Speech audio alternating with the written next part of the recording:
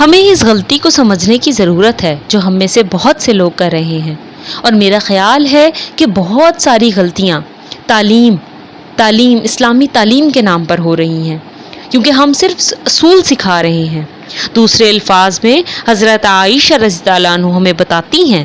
کہ اگر پہلی آیات یہ نازل ہوتی کہ بے حیائی اور فحاشی کے کاموں سے بچو اور شراب چھوڑ دو، تو بہت سے لوگوں نے کہا کہ ہم ہرگز ایسا نہ کر پاتے۔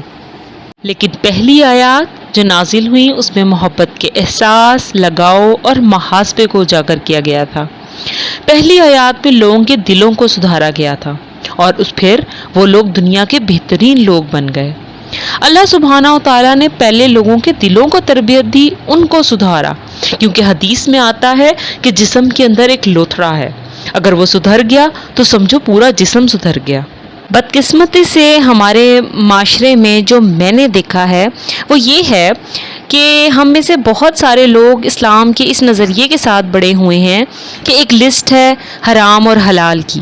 ایک لسٹ ہے کہ یہ کام کرنے ہیں اور یہ کام نہیں کرنے، اور بعض دفعہ ہم اللہ سبحانہ و تعالیٰ کے بارے میں اس سوچ کے ساتھ بڑے ہوتے ہیں جو بالکل غلط اور بے بنیاد ہے۔ ایک ایسا نظریہ اللہ سبحانہ و تعالیٰ کے بارے میں جو اس طرح ہے کہ تمہارے لیے بہتر ہے کہ تم کوئی غلطی نہ کرو، کیونکہ اگر تم نے کوئی غلطی کی یا تم صحیح راستے سے پھسلے تو اللہ تمہیں آگ میں پھینک دیں گے۔ یہ ایک ایسا نظریہ ہے جس میں ہم اپنے بچوں کو صرف اللہ کے غصے سے ڈرا رہے ہیں، ان کو اللہ کی رحمت اور اس کے رحیم ہونے کے بارے میں بتائے بغیر، جو کہ ناانصافی ہے، اور یہ ایک بہت خطرناک چیز ہے جو ہم اپنے بچوں کو اللہ کے بارے میں سکھا رہے ہیں۔ حالانکہ اللہ سبحانہ و تعالیٰ نے اپنے بارے میں ایسے قرآن میں نہیں سکھایا، بلکہ اللہ قرآن میں کہتا ہے کہ اللہ سبحانہ و تعالیٰ کی رحمت اس کے غصے پر غالب ہے۔ لیکن جس طرح کے نظریے کے ساتھ ہم بڑے ہوئے ہیں وہ ایک بھیانک اور خوفناک پولیس آفیسر کی طرح کا ہے، رائٹ؟ کیا آپ جانتے ہیں کہ اگر آپ جوان ہوتے ہیں ان باتوں کو سیکھ کر جو آپ کی فیملی آپ کو کہتی ہے، یعنی اگر آپ ہمیشہ بچے کو کہتے ہیں کہ تم نے بہت دھیان سے زندگی گزارنی ہے، کیونکہ اگر تم نے ایک بھی غلطی کی تو پولیس آئے گی اور تمہیں جیل میں ڈال دے گی، یہ نہ کرو وہ نہ کرو ورنہ پولیس آ رہی ہے۔ آپ سمجھ گئے ہیں جو میں کہنا چاہ رہی ہوں؟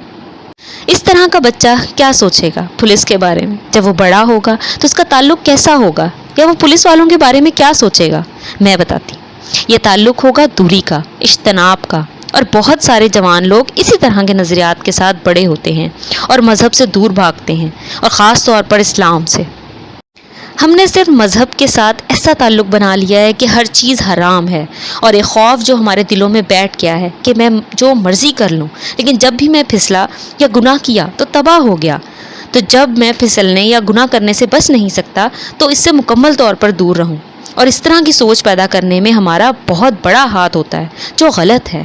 بدقسمتی سے ہم مذہب کو اپنے بچوں کو کنٹرول کرنے کے لیے استعمال کرتے ہیں، صحیح کہا نا؟ حرام، یعنی ہم بچوں کو اس طرح کی تربیت کرتے ہیں کہ بچپن میں ہی یہاں تک کہ وہ اپنا نام نہیں لے سکتے صحیح طریقے سے، لیکن وہ لفظ حرام سیکھ جاتے ہیں۔ صحیح، حرام پہلا لفظ ہے جو ہم اپنے بچوں کے ذہنوں میں ڈال دیتے ہیں، لیکن عائشہ رضی اللہ عنہ ہمیں بالکل مختلف بتا رہی ہیں۔